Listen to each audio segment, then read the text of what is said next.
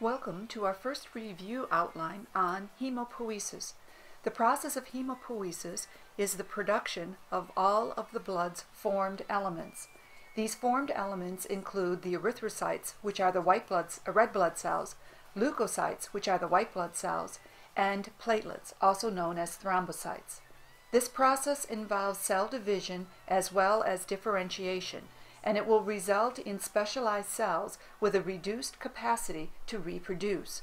This process occurs in the red bone marrow.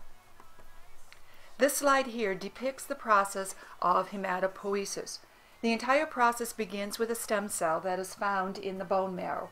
These stem cells have the ability to differentiate into all mature hemopoietic cells. They have a capacity for self-renewal. As you can see, the stem cell will undergo mitosis to keep up a steady supply of stem cells in the bone marrow. This process is stimulated by a growth factor. Once a stem cell is further stimulated, it will become further differentiated into one of several progenitor lines. A progenitor cell is a cell that comes from the stem cells but lacks the ability to renew themselves. A progenitor cell has become committed to becoming a given type of cell line. As you can see, we have a lymphocyte progenitor, which will become a lymphocyte, megakaryocyte progenitor, which eventually gives rise to the thrombocytes, an erythrocyte progenitor that gives rise to the erythrocytes, and a granulocyte monocyte progenitor that will give rise to the rest of the white blood cells. If there is an abnormality in the process of hemopoiesis, it can usually be traced to arising at a certain point in the previous differentiation screen.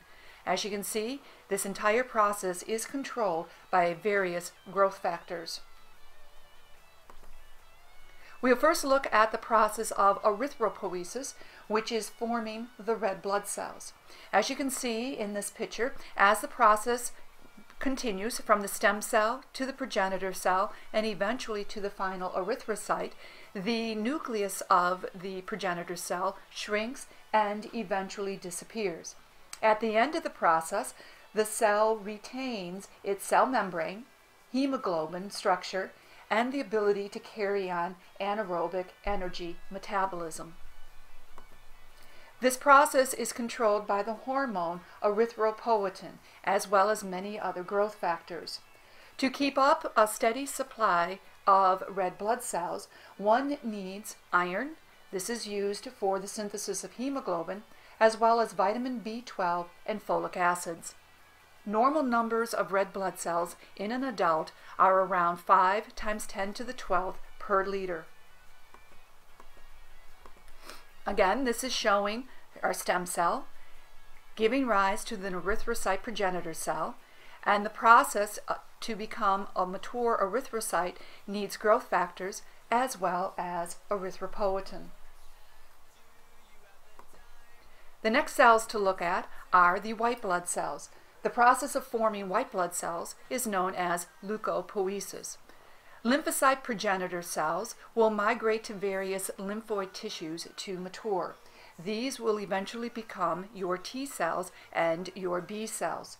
The other leukocyte progenitor line is concerned mainly with the production of granulocytes and monocytes. At any given time, half of the total white blood cells in your body are found in transit in the bloodstream. The other half are hard at work in your tissues. The lifespan of white blood cells typically is very short. Granulocytes survive only a few hours to maybe a few days, whereas monocytes can survive for 2 to 3 months. Leukocytes, on the other hand, have the ability to survive for several years. Circulating granulocytes, when they are produced in the bone marrow, are mature and ready to act. Circulating monocytes, on the other hand, are immature. They still need to finish their maturation process and become macrophages before they are able to act. A monocyte is a very large cell, and it just barely is at the limits of being able to leave the blood vessels and get into the tissues. If monocytes were to mature into macrophages within the blood vessels, they would never be able to leave to get out into the tissues where they need to do their job. This process as well is regulated by many growth factors. The number of each of these different types of white blood cells depend on their type and their function in the body. Once again, here is the flow chart. You can see our lymphocyte progenitor cell gives rise to the lymphocytes. Again, these will mature in the various lymph organs. Our granulocyte and monocyte progenitor will further differentiate into a granulocyte progenitor, which will become the neutrophils, basophils, and eosinophils, and a monocyte progenitor, which will become the monocytes. The last cell to look at are the platelets. The process of forming a platelet is known as thrombopoiesis. Platelets are derived from a very large cell that is found in the bone marrow called a megakaryocyte. Platelets are produced by fragmentation off of this megakaryocyte, not via mitosis.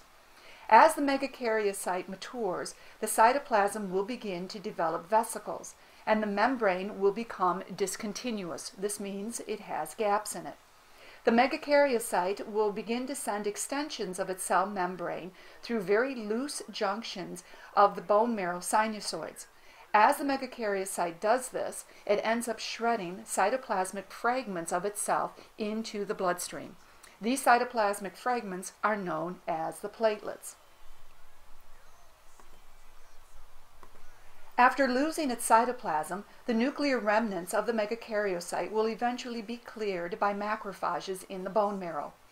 Normal number of platelets in an adult are around 250 times 10 to the 9th per liter. An average lifespan for a platelet is around 3 days. At any given time, the spleen holds about 1/3 of our total number of platelets in reserve in an area known as the red pulp. As with the other processes, this too is controlled by growth factors, one of which is the hormone thrombopoietin. As you can see from this picture, you can see a mature megakaryocyte shredding off pieces of its cytoplasm that will become the platelets.